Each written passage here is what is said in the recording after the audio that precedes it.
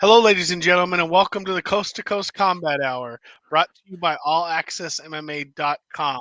I'm your host, Matthew Hawkins, and as always, joined by my co-host, Ed Carbajal. Ed, what's going on, brother? Nothing much. Just some quick housekeeping notes for our folks that tune in regularly. Apologies for the day late. That was on me because I had a scheduling conflict yesterday. You guys know I do work with Spectation Sports, and there's a lot of events going on that platform. Um, but for this podcast this week, since it's on the week of UFC Fight Night, I forget the number because it's almost every weekend. The Krylov Span card, my interview with Trevor Peak the audio from that interview will be at the end of this week's podcast, where we talk about that fight for this weekend. So, audio listeners, if you want to jump ahead, you can do that probably 30, 40 minutes ahead, and you can listen to that interview. It's about 12 minutes. The only reason I'm bringing it up is because when we spoke, his original opponent was Alex Reyes, and then Alex Reyes fell out, and now he's facing I believe it's Ghost Pepper himself, Eric Gonzalez, which is still a good fight. But this is Trevor Peak. He was Contender Series. He fought. You can see his old other fights on Spectation Sports. Fought his way up. Got the call Contender Series. They called him up. My interview with him was really. I've talked to him a few times, so this is like our second or third conversation. And you'll hear in the interview his experience from the Contender Series, what happened afterwards, some information about what the type of test they do at the UFC PI. It's a pretty cool interview, so make sure you stay tuned for that. But yeah, apologies for the day late, and because we got a lot to talk about. Yeah, I think we're just going to bounce around, but we might as well, with the mentioning of the fight there with Peak and Gonzalez. Let's jump right into this UFC Fight Night card. Normally, we don't do the ESPN Plus stuff, but when you've interviewed one of the fighters, and there's a couple intriguing matchups on the card, Mm-hmm. and a returning fighter that I'm particularly interested in seeing how it turns out. Um, so just glancing through some of the stuff, first thing I noticed about Trevor Peak, and I'm sure you talk to him about, is the man is 8-0 with eight finishes by strikes. Yeah. Um, so Yeah. you're looking at a good chance of some solid violence there Oh, in look at they that changed fight. their menu. Yeah. Yeah. Yes. Definitely some solid violence, and if you haven't watched him fight before, he's definitely someone that I could see being a fan favorite. Um, the guy literally I don't even know how I don't even know how to describe it. He's I don't think he knows. He's probably like Justin Gaethje's. If anyone wanted to compare the style, that's probably a good comparison. So if that's saying anything for you, that's a fun person to watch. And if you didn't watch his Contender Series fight, that's a good example of what to expect from him. Um, I want to click on something just because he mentioned it and we talked about it a lot in the interview. But look at that jaw of his. Like, Yeah, like it's literally he's almost a complete square, right? he looks like a video game like created guy, where you make the big box head, So square in the jaw guy. in the interview, we talk about his ability to take a punch. And again, if anyone has already seen this guy, it was probably on the Contender Series fight. And if you saw that fight, you know he can take a punch. But there's a unique test they do at the UFC PI that he talks about, and he shocked a couple of doctors. Let's just say a couple of doctors at the UFC PI were just like, you're definitely got some neck jaw strength. This Uh, lightweight's got Mark Hunt's jaw. yeah, yeah, exactly. That's probably the best way to put it. But and given again, I actually like Gonzalez too. I remember watching him. I mean, come up through when he fought in Combate back in the day before they switched their name. Um, he's a good fighter. Um, so it should be a fun fight. Given the late change notice, though, I mean, it's hard for me not to pick. Obviously, I'm a little biased knowing Peak the way that I do. Again, Spectation Sports link is in the description if you want to check out my stuff on him. Haley Cowan also makes her UFC Mm-hmm. debut. Longtime LFA fighter, made it through the Contender Series. So she jumps on the card. I know she's another fighter you've had your eye on kind of from the beginning as well. So that'll be interesting to see how she debuts.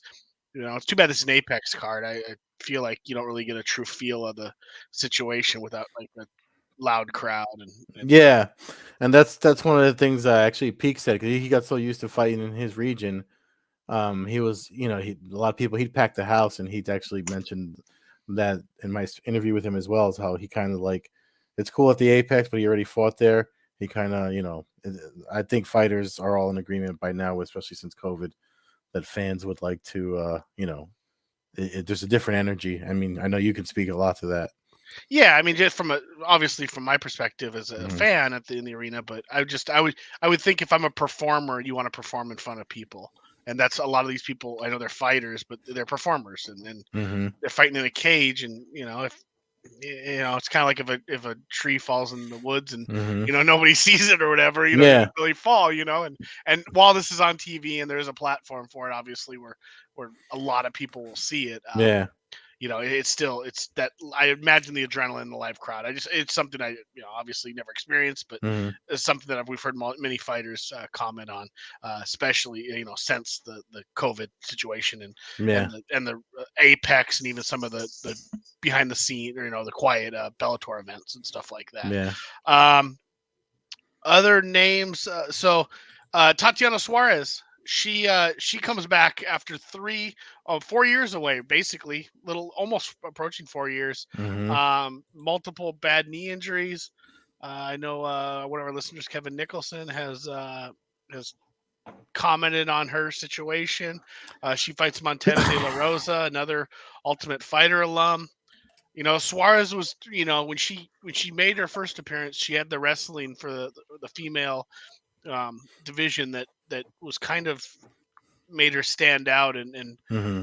I she's been gone so long that I don't want to say like the Khabib like wrestling control in her division, but she was doing that. She was taking people down, mauling them, and they Hmm. weren't able to get out from under her and from under her control. So um, we'll see how the injuries. Obviously, knees are a big big part of a Yeah. fighter's life and everybody's life. So it'll be interesting to see how she rebounds from those surgeries, but Hmm.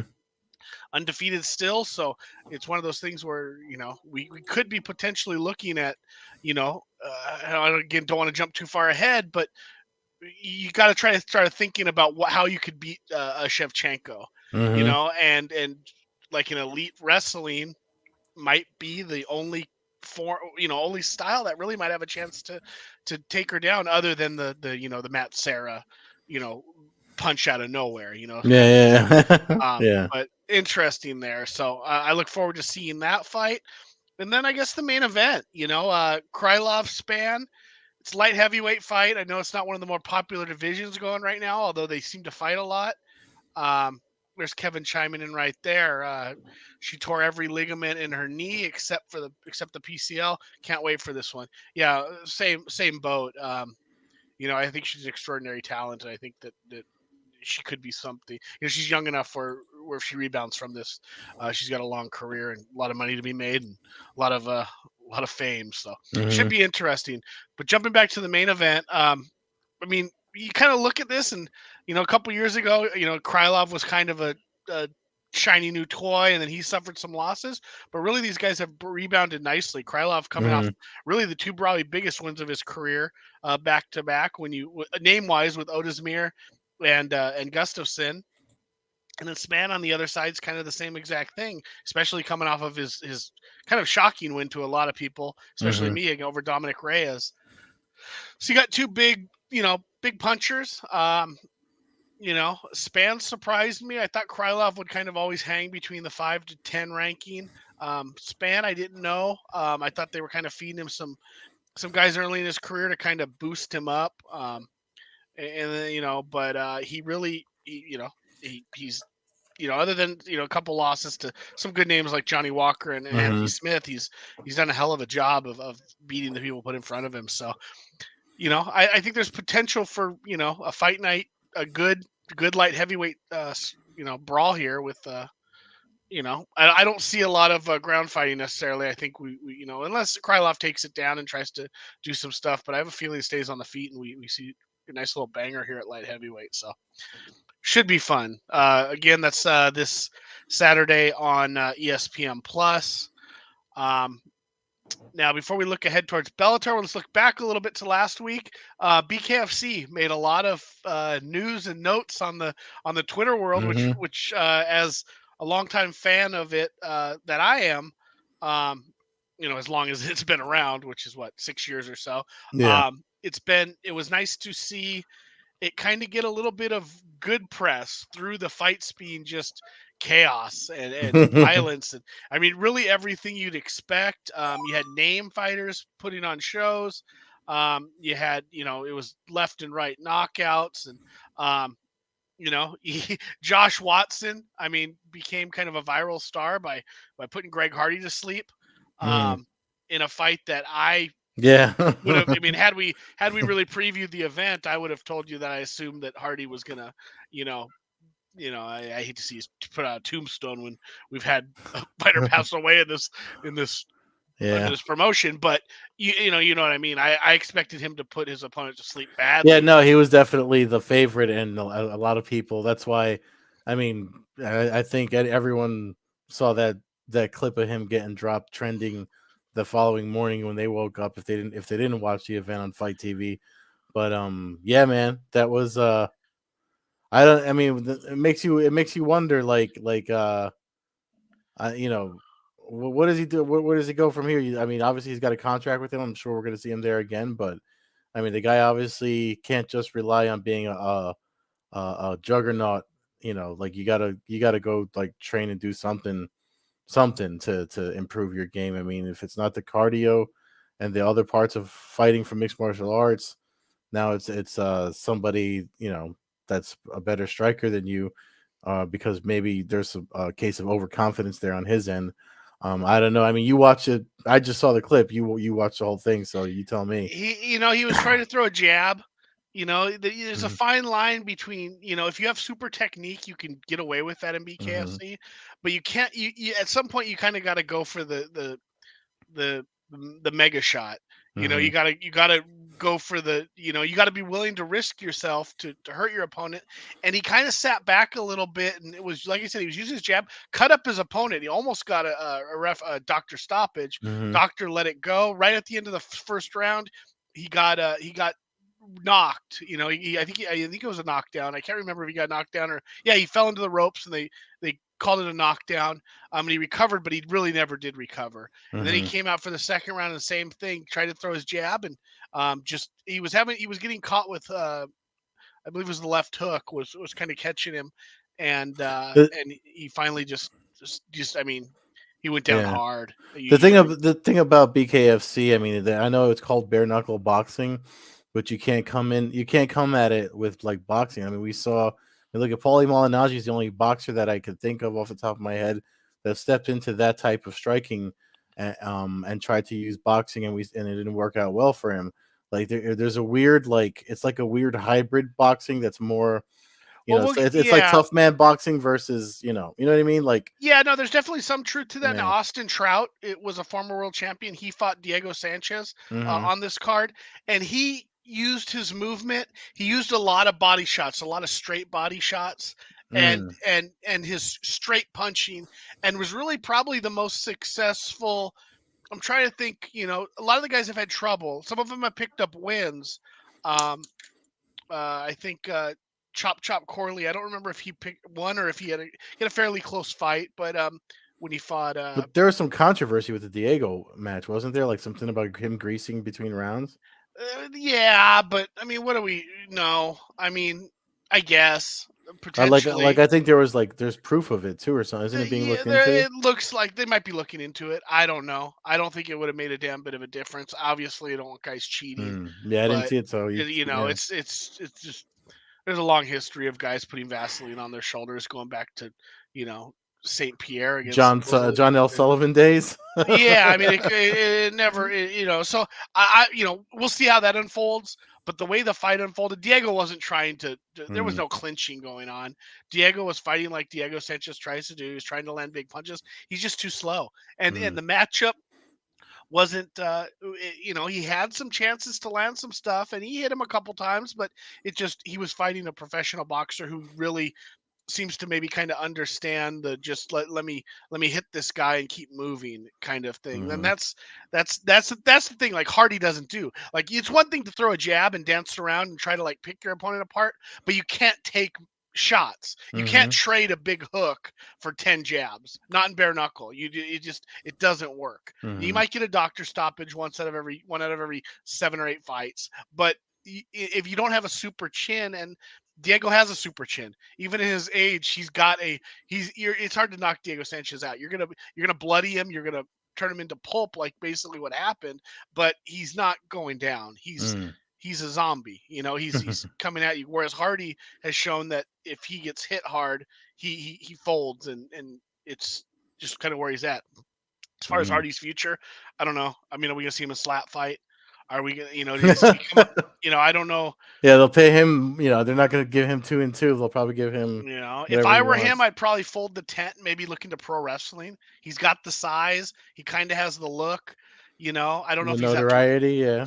I don't know if he has the athleticism to become a pro wrestler because those guys are underrated as far as the actual abuse that their bodies take and what they're willing Hmm. to do. So I don't know if he's willing to do that. Although he was a football player so there's not much more abuse you can take. But I don't know. John Dodson fought again. I mean, he's on a hell of a streak between his rise and Hmm. win, bare knuckle run he's got going on right now. Basically flawless victories left and right where he's not even getting a hit and he's finishing his opponents. But really, the highlight and what most people jumped on when they saw it was the main event here: Lorenzo Hunt versus Mike Richmond. Talked about Mike Richmond a ton since the day he signed with BKFC. Basically, having knowledge of him going back to his early Bellator days. Um, I mean, for a 2-minute fight, it was it was intense. Richmond came out, looked like the better fighter. I mean, just landed everything from the waist on up. Was just demoralizing Hunt. Looked like he was going to put Hunt away. Dropped him Mm. hard, and Hunt went down. Um, uh, Ended up getting up at about 8 on the. He had been 10 count, got up. Ref looked at him, let him go, and Richmond made the mistake that some other fighters have made in the past. I think of what was it? The Ultimate Fighter finale when uh, Pete Sell and Smith, and he came in. He thought the fighter was hurt, and he came running in, and blam, he got blasted. In this case, Richmond came in looking for the kill. Had the look in his eyes like I'm gonna finish this guy. Went to throw a hook to try to end it all, and Lorenzo Hunt, who is a 2 division champion and no joke when it comes to bare knuckle, and that moved to 10-1, hit him with one of the cleanest right hands you could hit right on the jaw Mm. and put out Richmond cold. Um, I mean, had him lips fluttering and stuff on the mat. I mean, it was an intense, brutal knockout. Richmond recovered. They shook hands. There was a lot of bad blood going into this. I did see something on Twitter today. Again, some smack talk from Hunt saying he tried to poke his eyes out, and a lot of gibberish. Um, I think Hunt's probably just trying to say what he can to avoid the rematch because I don't think, you know, while obviously there's always a puncher's chance and he's a 2 division friggin' champion and like I said, 10-1.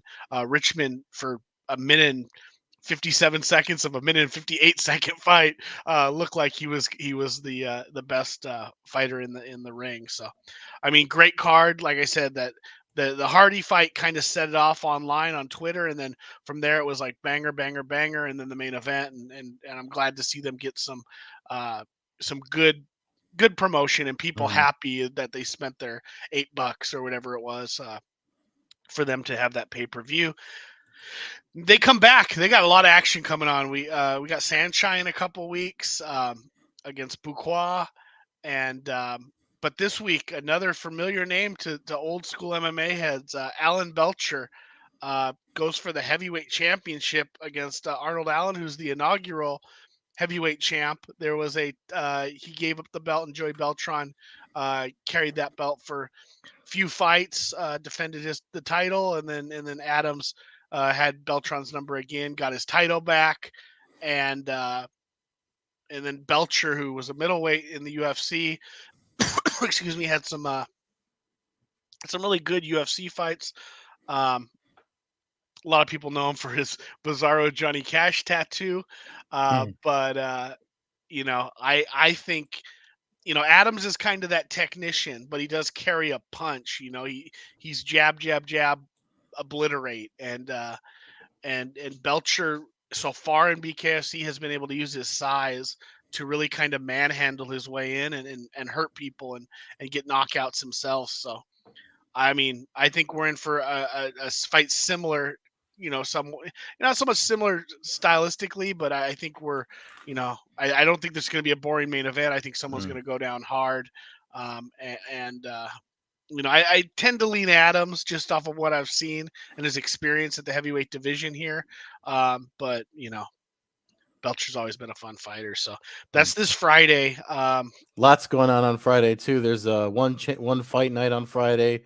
It's the John Luke Andrade and Lineker fight is the main event. Danielle Kelly's on the main card for her grappling super match against a really good judo black belt whose name escapes my mind. So I know we got a lot of one championship fans that follow the podcast, and for sure, if you don't have Prime Video, it's 8 p.m. Friday night as well. Amazon Prime. You can use our link in the description to sign up for Prime and watch it. Add that to your rotation of fights you can stream and watch live on Friday night. And then Saturday, obviously, the big title on the line at Bellator, big rematch for the welterweight interim champ versus champ Yaroslav Amosov versus Logan Storley, who I've been high on for quite some time. Let's bring that card up so we can take a look at it. I mean, it's just there's so much going on. Um, there's so much going on. I mean, we're probably forgetting stuff that there's. So I know there's PFL Challenger Series.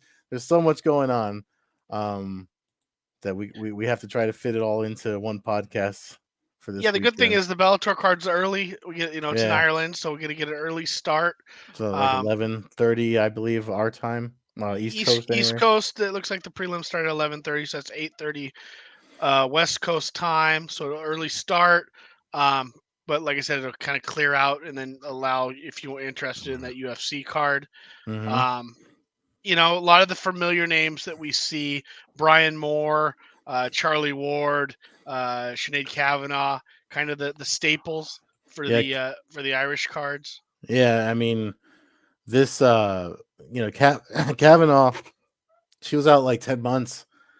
She fought. She was supposed to get the she fought and won, and she was supposed to get the fight against Cyborg, and then but in the fight that she won, she damaged her knee, so she was out 10 months with the ACL.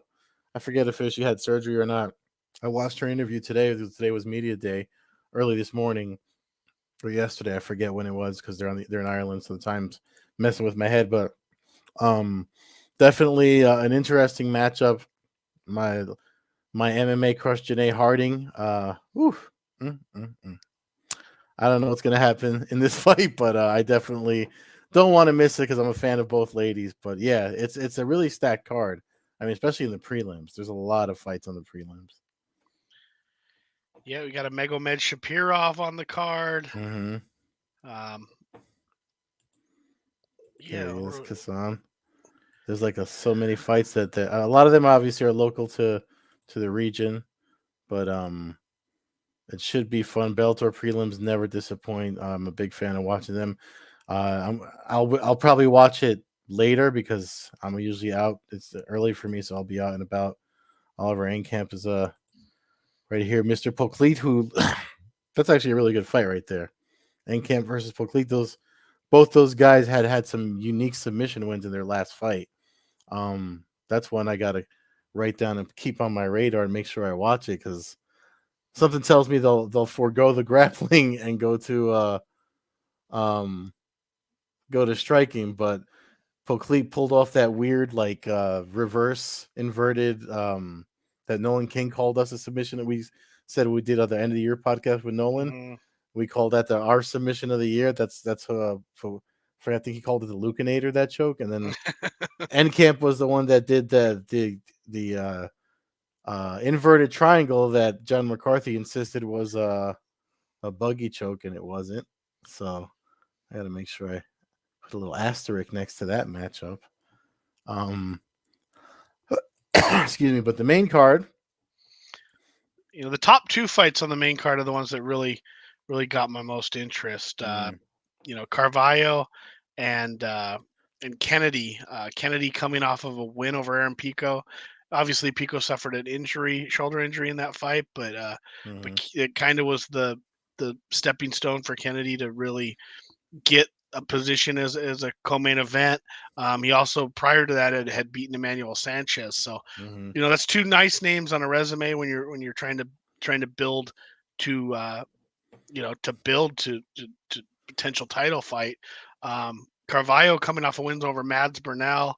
Um, I think that fight is there's a lot of mm-hmm. potential for a good back and forth co-main event there. It looks like the fans have Kennedy picked to win on the Bellator website with 70% picking him. But I don't know, man. I like Carvalho, and then Yeah, no, he's game as hell. I yeah, lean towards Kennedy. I think he might be the better fighter. mm-hmm, Just more refined but I it wouldn't surprise me if Carvalho pulls off something crazy.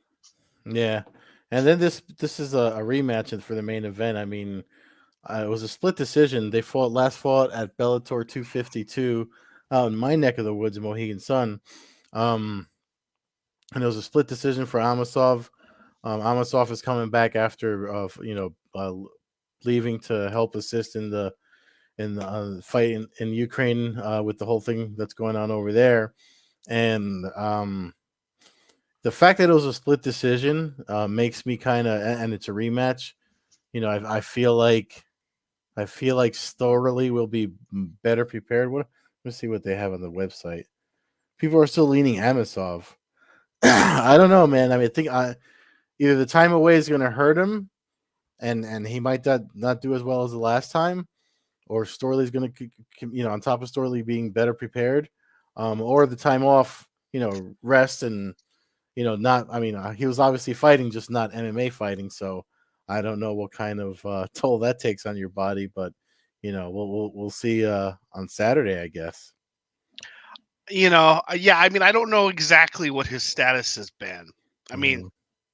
if he's been on the front lines of a actual war, then I can't imagine that if he hasn't got his MMA training in, then I think he's in for a long night. And I know he's Mm-hmm. undefeated, 26-0. It's hard for me to see his mind being right, and everything being where you need to be to fight someone like Logan Storley, Mm-hmm. which leads me to lean towards Storley. Um, and his wrestling, the Storley's wrestling, Mm-hmm. it's not my cup of tea. He's not. I don't want. I'm not rooting for him per se because I don't. His fights tend to not be uh, the most exciting thing that we've ever seen. But I do think his wrestling is world champ level, and I think that I think I just without knowing exactly where Amasov is, I tend to lean towards Storley. Mm-hmm. Um, if you told me this was just a straight rematch, camp for camp, Mm-hmm. everything's good, then I'd go, okay, I'm going to stick with the champ. I think he's a better MMA fighter, but I think Storley is his style. He's not a Mm-hmm. striker. If he was a striker, I would say, okay, well, he's still got to land that lucky punch. In Mm-hmm. this fight, he can kind of just fall back on what he's been doing for most of his life, and I Mm-hmm. think that might be enough to beat a fighter who might not be all there in the fight mentally. And I hope I'm wrong. I hope we get a nice banger, but I just it's hard for me to believe that there's any way Amasov can be 100% into this fight. Mm-hmm. If anything, what we've been told is true as far as him actually seeing combat. Mm. Yeah, I mean he's that's a 26-0 is a pretty impressive record. But again, the last time it was a split decision, time away everything going on. I mean, I just feel like it's. I mean, the fans are leaning Amosov. 76% of the fans on the Bellator MMA.com website are Bellator.com website. Sorry, are only 23% feel Storley can win, but I feel like that 23% is like your 23%, the folks that aren't a fan of him wrestling, Mm, the wrestling. But I was impressed with him. I remember when way back when I think I was covering an event at Mohegan Sun for Front Proof Media, where he did the interview where he was like, I have the best wrestling in MMA, and he was so confident. He was like literally challenging the media to tell him who's better than him. And so far, I mean, he's been able to back that up thus far. So I'm impressed with I'm impressed with him. I think he's evolving. So yeah, I feel like I feel like it's going to be a closer call unless Amosov really like, again, time off sometimes can be good. If he comes in and just blazes him, then you know you never know. But like you said, we'll have to see because we don't know what he was doing over there. So man, a lot of action. Like I said, mm, we said BKFC heavyweight title, John Lineker, nice light heavyweight title or not title fight, light heavyweight fight in UFC, and then this at 26-0 against 14-1. I mean, some nice headliners, a lot of yeah. action. Friday into Saturday night, and then I know your boy Jake Paul fights on Sunday, so. So really, there's 3 days of fighting. Hey, No, I'm not gonna lie. I'll probably check it out. I'm curious to see oh yeah, no, if he's able to keep it up. I've for gained a little sure. respect for the guy, So Yeah, he's definitely earned respect, and you know what the funny thing is like, I mean, was Mike Perry there at the BKFC thing or no? yes, I hear rumors that they're trying to set up him versus Cowboy Cerrone for BKFC Oh in no, Denver in because April. I heard that I thought Mike Perry was like the backup in case Tommy Fury didn't, because the I last time think they. I don't think they're worried about him missing weight or anything. I think it was like, are you not going to be there? And Mm, once last week hit. I mean, he might be there. He might have, I mean, that was last Friday, so yeah, he easily could have flown that's true. to the Yeah, UK and still be there as in case there is some kind of because that's definitely, I feel like that's a tougher fight for Jake Paul than Tommy Fury. I know it's boxing, Marcus Queensberry yeah. rules. I don't. Tommy Fury's a mystery to me. Like I don't know. Yeah, Like I heard somebody today say he's basically 50% fighter, 50% like reality star, and I mm, didn't realize he was like a real. I didn't know that side of him. me neither. I always thought he was just kind of Tyson Fury's younger brother who fought a lot of cans and got or fought a handful and has gotten up to 8-0 and it's kind of always just fought on the undercards of the But Jake Paul stuff. remember, So Anthony Taylor like boxed him to a decision. to a decision in Anthony Uh, Taylor's like very first yeah, boxing match. and he's Jake Paul's one of Jake Paul's regular sparring partners. So I feel like there's more reasons that Jake Paul could probably pull this off than not. But we'll see. We'll see. It's definitely something like you said. I mean, I wouldn't be surprised if I'm sitting around Sunday night and I say, let me see what the hell's going on over in the UK. It is on earlier, Yeah. obviously with the time change. Well, I that's think right. I guess it's Sunday so. night. It'll be Yeah. like 2 o'clock. It'll be midday for you. Yeah. And Yeah. I didn't know until I was glancing through some stuff, but there's an exhibition match on Saturday for Floyd Mayweather. He's fighting Aaron Chalmers, who fought in From Bellator. Bellator. Yeah. Also, I guess a reality star over there, and I had no idea, but kind of weird where we're at, where one of the all time greats is nobody even knows what he's doing. But I mean, props to him. He's making money hand over fist. I think he However, was the money gets found and he makes it. He seems to. I mean, he's got a knack for it. So he's got a bunch of it, but yeah. yeah, I mean, good for him to be able to beat up on a bunch of reality stars. But kind of funny how even on ESPN and stuff, Jake Paul's the one getting talked about. You You know know, what I found funny? I meant to bring it up at the beginning when last week when we had an Ant on and he called you on he made that poor judgment on you and not being a hip hop fan, and then you started dropping all this hip hop on us. Now I have to admit to our listeners, I didn't know that about you either. That was like news to me. well, yeah. We talk fights here. We talk fights. Yeah. No, I listen to all kinds of music. I don't want to make it sound like I'm straight hip hop, and mostly I listen to old school. But I also classic Yeah. rock and all the other. I listen to everything. If it's good music, if it's good music, I like it. So, but I definitely grew up with Southern California, listening to the West Coast, gangster rap, Yeah. and never really got away from all that stuff. So, I think, hey, I think that kind of wraps us up for the week. Fans can check out the show at Combat Hour on Twitter, Coast to Coast Combat Hour on Instagram. Follow me, Matthew Hawkins, at MMA Hawk 21 on Twitter and Instagram. Follow Ed at Carbazol on Twitter, Carbeerzol on Instagram, Old Head Carb on Twitch. You can check us out weekly on allaccessmma.com for our video podcast. Check out allaccessmma.com for our video podcast, MMA stories, and MMA news. Stay tuned, audio listeners, for Ed's interview with Trevor Peak, who fights again Saturday at the UFC, 7-0, 7 finishes by knockout or punches.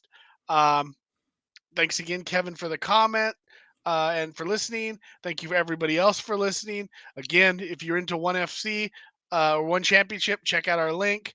Sign up for Amazon, catch that, and have a good night, everyone. Thanks for listening. Peace.